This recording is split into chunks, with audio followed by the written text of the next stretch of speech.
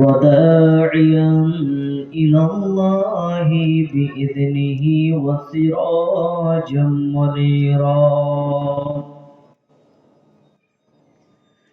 أما بعد فإن خير الحديث كتاب الله، وخير الهدي هدي محمد صلى الله عليه وسلم، وشر الأمور محدثاتها، وكل محدثة بدعة، وكل بدعة ضلالة، وكل ضلالة في النار. فقد قال الله تبارك وتعالى في كلامه المجيد وفرقانه الحميد: أعوذ بالله من الشيطان الرجيم. ثم أورثنا الكتاب الذين اصطفينا من عبادنا. بسم الله الرحمن الرحيم. ظهر الفساد في البر والبحر بما كسبت أيدي الناس. بسم الله الرحمن الرحيم.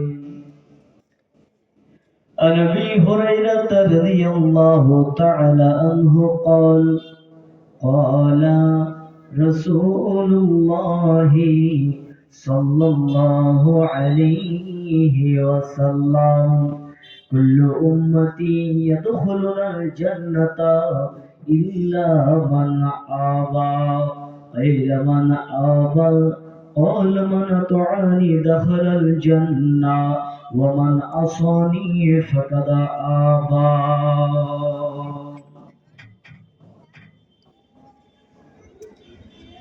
উপস্থিত আজকে এই সভার সভাপতি মহাশয়, আমার সামনে বসে থাকা দিনদার ইমানদার মুমিন ভাই সকল এবং পর্দার এক প্রান্তে বসে থাকা মা ও বোনেরা,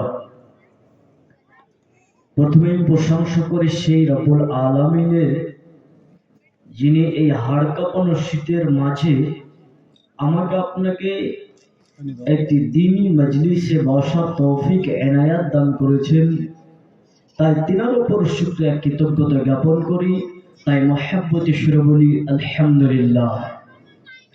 তিনার পরে আখির রাসূল নবীকুলের শিরোমণি বিপ্লবী জননেতা, যিনি ৬৩ বছর জিন্দেগিখানা তিনি তার সাহাবী উম্মতের পিছনে কাটিয়েছেন, সে নবীর প্রতি দরুদ ও সালাম বর্ষিত হোক। আল্লাহুম্মা সাল্লি আলাইহি আল্লাহুম্মা বারিক আলাইহি।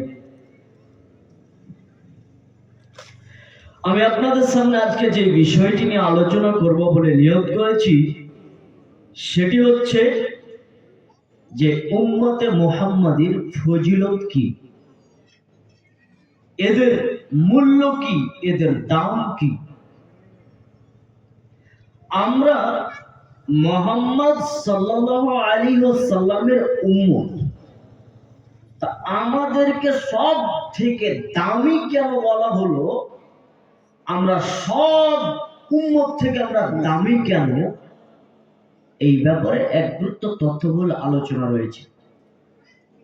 অতএব আপনারা যারা এখন বাজারে রয়েছেন, আপনারা দোকান পাশার বন্ধ করে দিয়ে, কাজকর্ম বন্ধ করে দিয়ে একটু প্যান্ডেলে এসে দুইটি কথা শোনার জন্য অনুরোধ জানাচ্ছি।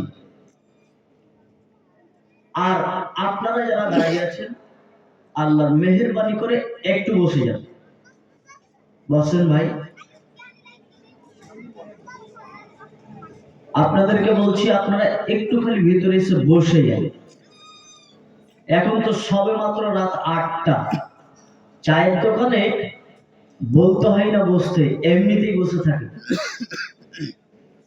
দিনের মজলিসে আপনাকে বসতে, আমি আপনাকে না বলা পর্যন্ত আপনি বসছেন না, অথচ দোকানে গিয়ে বসতে কেউ না বললেও সেখানে আপনি ভালো জায়গাটা খুঁজে দেখেন যে আমাকে তো চা খাওয়ার পর 1 ঘন্টা বসে থাকতে হবে, তা যেখানে আমাকে হাওয়া শীত কম লাগবে সেই জায়গাটাতে বসি, সেই জায়গাটা আপনি দেখছেন। আর এতগুলো জায়গা ফাঁকা পড়ে আছেন, আপনার দাঁড়িয়ে আছেন, এখনো দাঁড়িয়ে আছেন।